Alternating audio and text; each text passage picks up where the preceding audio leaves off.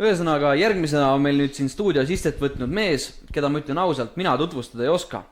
Nii et esimese asjana tuleksid tegelikult selgeks teha üks kindel asi, et mis asi on 2,2 ja mis asi on sina otsustad.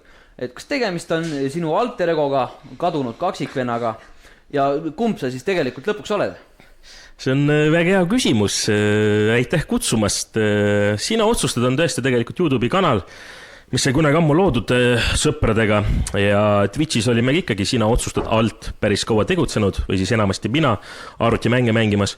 Aga ühel hetkel ma sain aru, et tegelikult kuna mu hüüdnimi on Kama, siis lihtsam oleks Twitchi panna ka nimeks Kama. See oli võetud muidugi, nii et 2,2 läks kirja ja ma olen võib-olla selle nime alt teinud umbes 15 striimi, nii et nii on.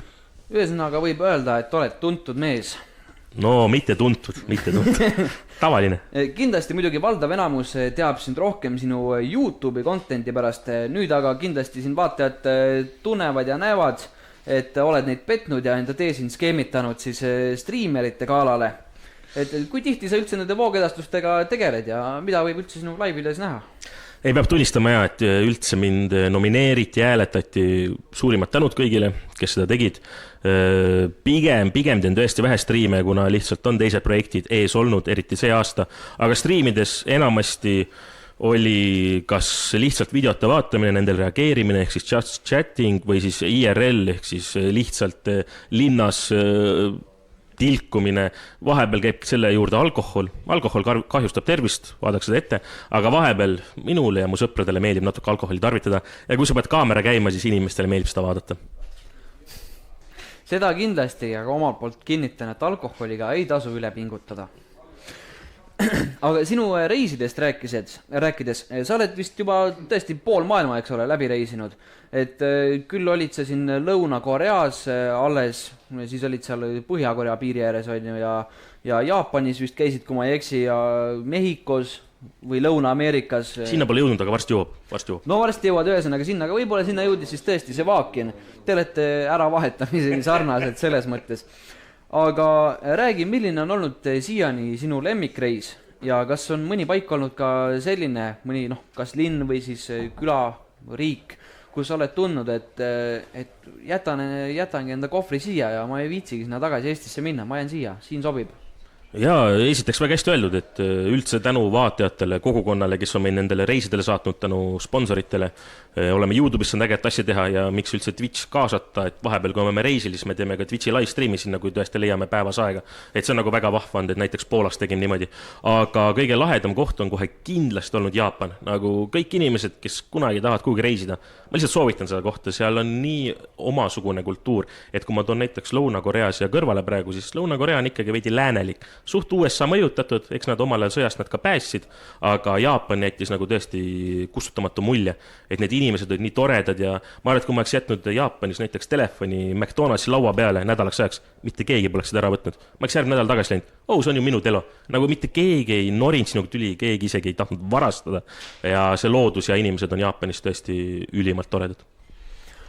Räägi reisides, teinekord mina olen vaadanud YouTube'ist erinevat contenti ja on tulnud paljudel siis YouTuberitel hetki, et neil on mingid niisugused hirmsaid hetki, võib-olla kust kardavad enda elu pärast. Eriti muidugi, kui reisides kusagil seal võib-olla mitte nii turvalistes riikides. Räägi, mis on sinu reiside ajal olnud võib-olla sinu jaoks hirmsaim hetk? Kas on olnud midagi, kus oled tundnud, et ümber nurga minnes saad võib-olla nuga või lihtsalt on olnud hirm, et kohver ei jõua kohale? Ei, väga naljakas küsimus, mõelge nüüd, me oleme käinud seal USA-s, me oleme käinud seal Aasias, Jaapanis, Lõuna-Koreas ja kõige ohtlikum koht on olnud Eesti Antsla. Operaatoriga filmisime seal sellist seeriat nagu Avastame Eestimaad YouTube'is. Kõik eemal timm, paneb drooni õhku, särki ja järsku nurga tagant tuleb mingi 50-aastane naine, lükkab operaatori kaamera maha, tema mees lükkab minu maha. Mida te vargad filmite siin? Ja Antslasse kutsuti meile politsei, arvati, et me oleme Vene spioonid, kes filmivad kõik garaažid üles, et me teeks need järgmine päev tühjaks. Ehk siis mööda maailma reisides ringi avastad, et kurat see Antsla, see oli see kõige ohtlikum hetk minu elus. Antsla kindlasti on väga ohtlik koht, isegi kui olen sinna sattunud. olen mõelnud sellele, et panna selga kuulivest ja palgata turvamehed.